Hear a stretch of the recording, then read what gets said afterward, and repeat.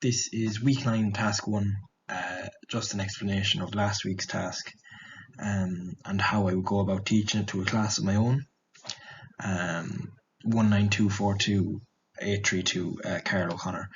So basically the last week's question was roof geometry. It was quite an advanced question, and how I would like to go about teaching it, or how I go about teaching it in the future, would be that basically my first thing is that I would assure that the students had a really good level of knowledge of surface geometry and roof geometry and its core geometric principles, because it's a hard question. I'd almost say it's a very, very challenging question.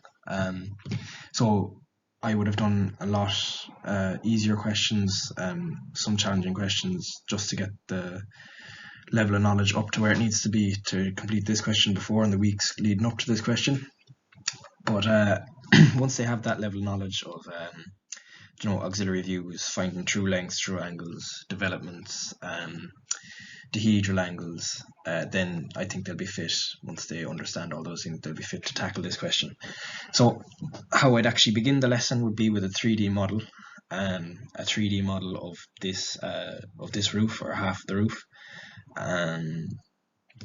and one that could also be flattened out or developed out, just to show the true shape of surfaces that I could fold out if I needed to for different problems.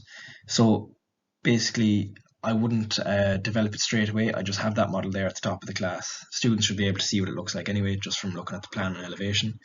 But I would anyway start the drafting by getting them to draft the plan and elevation of the question alongside me on the interactive whiteboard up at the top. So hopefully they can get through that. Any problems, I could work through it. Surface E, then that's kind of the most problematic surface to get, and A as well.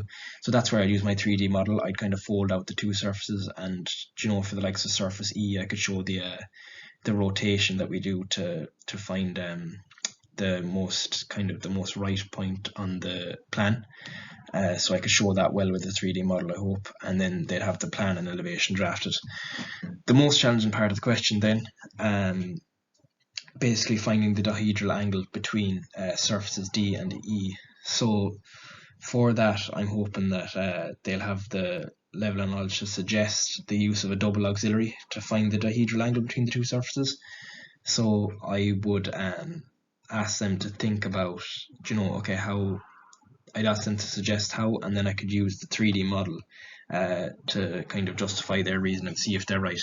So what I could do is I could show them a point view of the line in between D and E with the model if I held it in a certain way, as in like looking straight along that line D and E in the model, so we could actually see the dihedral angle in real 3D space with the model.